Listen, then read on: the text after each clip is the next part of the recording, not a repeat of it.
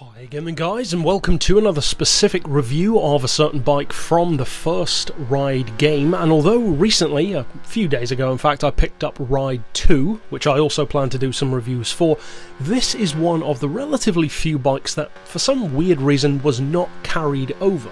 Now from one point of view you could kind of understand why they didn't, maybe because it wasn't a fan favourite, you could say, for many people. It's not as known a name. EBR isn't exactly the first manufacturer to come to mind when you're thinking of superbikes or super sport bikes. You think of Ducati, Kawasaki, Yamaha, various others too, and that's not surprising because they're a relatively new brand.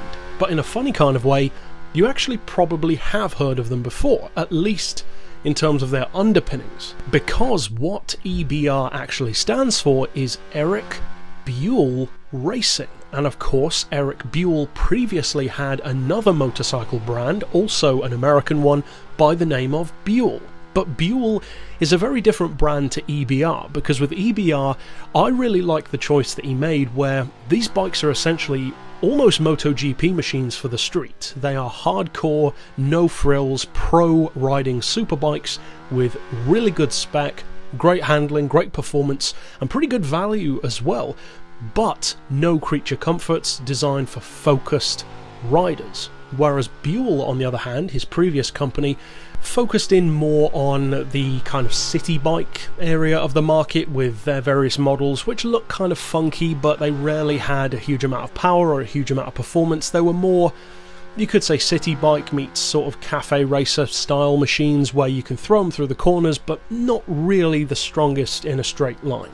Whereas these, especially this one in particular, the 1190 RX, it's a beast compared to those Buells. Now there are two EBR models featured in the game, and they're kind of strange as far as how they compare, because you've got the EBR RS and this one, which is the 1190 RX.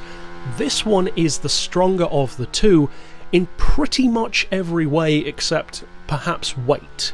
The RS is a little bit lighter, it's 167 kilos to this one's 176. So not exactly that much more, 9 kilos separates the two.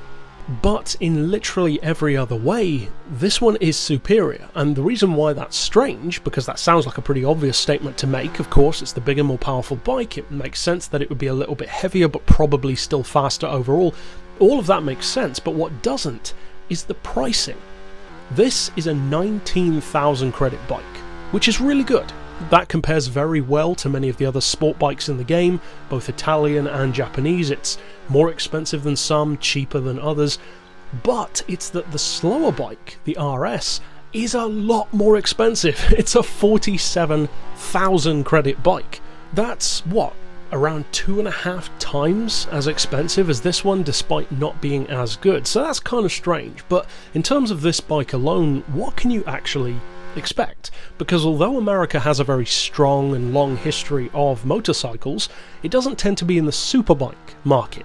Of course, America did make the fastest bike ever, the Y2K, my favourite bike, but apart from that, they don't really make them that often, at least you'd think. You've got some, like the Harris Magnum 5 and various others, but this one is one of the newest American superbikes, or at least super sports bikes, that you can get.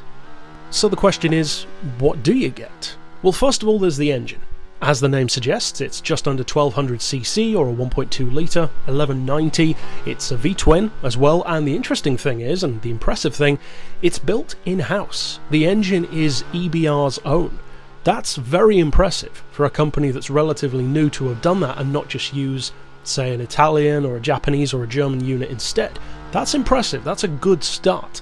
It shows that they have that clear intent, they're not just looking for a quick buck. But as we continue through the specs, it doesn't let up. The power is really good. 185 horsepower is very, very good.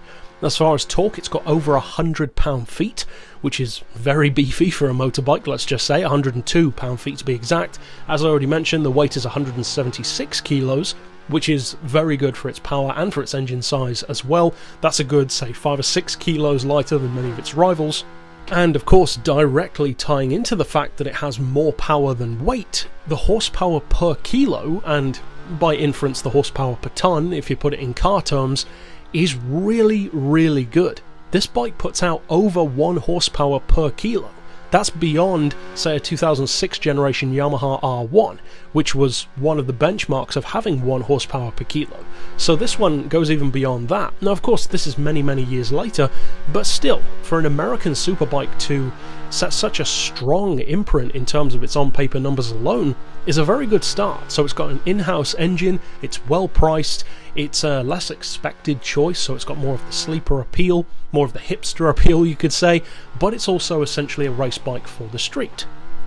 And this is where an in-game review, like what I do, and a real-world review will seriously split. Because in the real world you have to factor in stuff like comfort, practicality, user-friendliness, because all of those things come into play much, much more.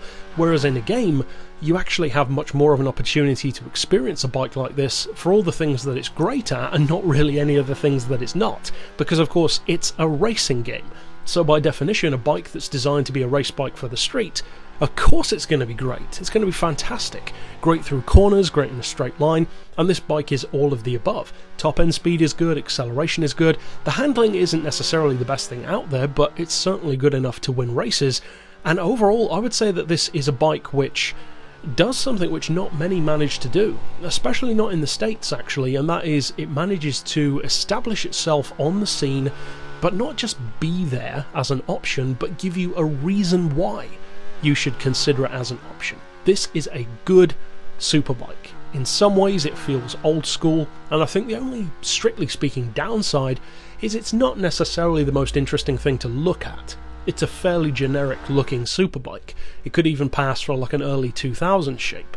But if you are willing to put that to one side, it's got a lot to offer. Great power, great performance, decent weight, and good value. The RS, on the other hand, perhaps not so much, but we'll get to that in due time, and given how strong this bike is across the board, it is kind of weird that they chose not to include it in the next game, but here's hoping it could come back in Ride 3 for those who do love this bike. But that's it for this pick, of course.